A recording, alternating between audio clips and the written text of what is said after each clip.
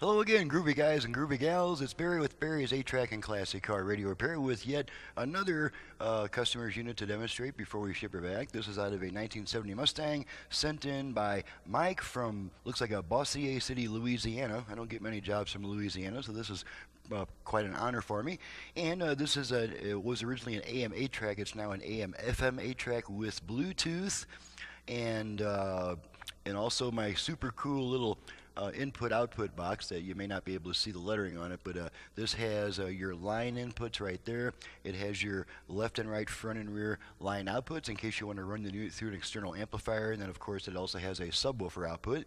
And so we're going to run this unit through its usual testing, and let's just get started. I've got it set to FM at the moment, so let's turn the radio on.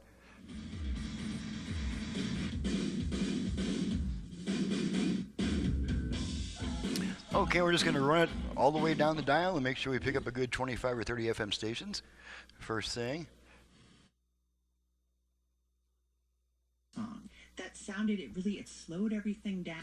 I stumbled upon a remix of the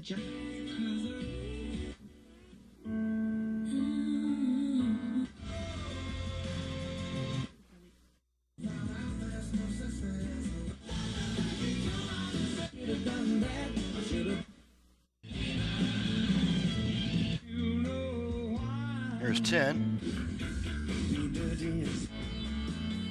Insurance agencies in Prescott comes. There's 15. Deepest discounts of the year. Only.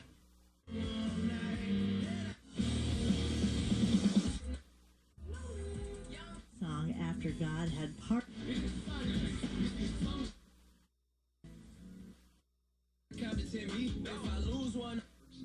.com 445099.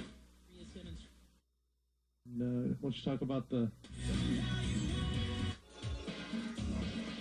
Saturday, brought to you by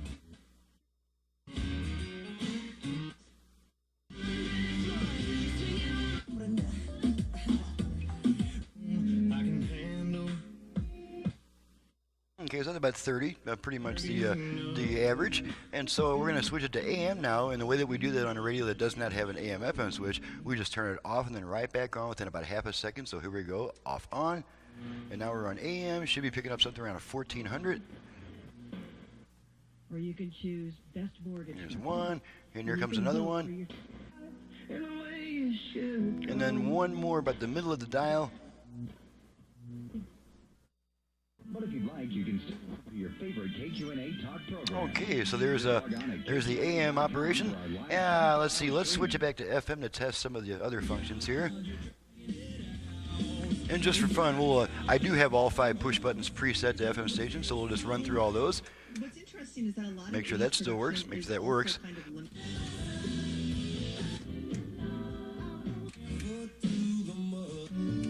Go. A lot of the tuners need a little bit of minor service, so that's why I test this.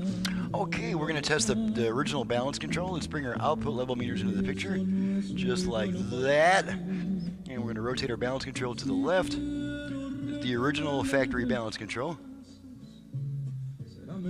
Left, right. Okay, now we're going to activate the virtual front-rear fader. This was originally a 2-speaker radio. Now it's a 4-speaker radio, so we've got a front-rear fader. That's in the tone control. We're going to give our tone control 2 turns to the right to activate the virtual fader. After we activate it, you'll hear 4 beeps, at which time you can adjust the tone control for your front-rear balance. So here we go. Let's do it. Okay, I didn't give it quite enough range. Try it again. There we go. Okay, and now this control is adjusting our front, rear speaker balance. Front, rear, front, rear. Okay, I'm going to center the speakers and I'll let it time out. 1 beep lets us know it's timed out, the setting is saved, and we can now return our tone control to the optimum listening position. Okay, let's activate the Bluetooth real quick.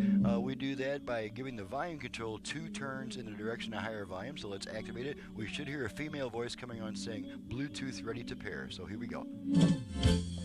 Bluetooth ready. ready to pair. Okay, there's that. Okay, and now the unit is now trying to pair with a portable audio Bluetooth equipped device. Of course, it's not going to pair with it because I don't have one here at the moment. But so that means after 90 seconds, that female voice will come back on saying pairing not completed. So while we're waiting for that, we can go ahead and test our line input. I'm just going to feed a quick tone into our left and right sides just to make sure that the radio switches over. As if I can find my line input cable. I've got it just kind of hanging here. Here we are. I think we've got it right about here. So let's go. There's one side. And there is the other side, so our line input's working. And now we've got an additional little complication because the radio is going to wait 20 seconds before coming back from using the line input. And that's just due to a Vox circuit that holds onto that line input a little bit longer than it needs to, just to make sure you're not switching back and forth between songs during quieter music moments, stuff like that. So about 3 or 4 more seconds, radio should come back right about then. And now we're going to test the 8-track function. I'm going to pop a little Anne Murray in here. And there's a little Anne Murray. We don't need these meters anymore. And we'll just see how Anne's doing today. I'm going to back off our tone a little bit because I do have my own special hand-built tape head preamp in here, which is designed to bring out all the treble that tapes lose over the years. And I'll just give you a quick taste of how much treble it can have. Pairing not completed. Okay, there's that lady saying pairing not completed.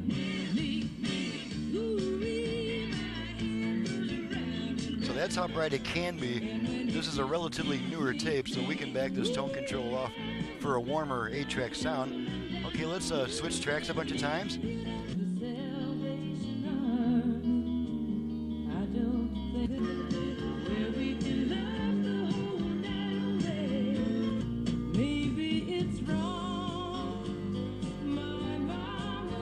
Now it's sounding kind of warm right now like an 8-track normally does, and we'll just give you another little treble boost just for a moment.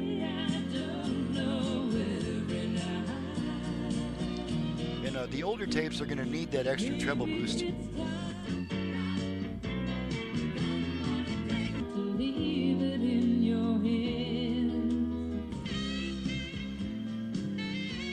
Okay, now we're going to pull our tape out. Radio should come back on. And there's our radio back.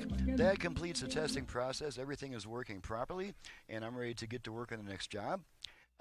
If I can find my face here among all these cameras. This is Barry with Barry's 8-track and classic car radio repair. Needless to say, if you have an 8-track player either for home or for car use and need a service, I'm your guy. You can reach me at 928-533-9666. And my website is in the description below. Needless to say, I perform FM conversions on classic car AM radios. I can add Bluetooth, USB, line input, and on some Delco radios, I can even double the number of FM station presets if you're not using AM anymore. Unfortunately, that only applies to some Delco radios. My website, once again, is in the description below. Thank you very much for watching and listening, and we'll see you next time.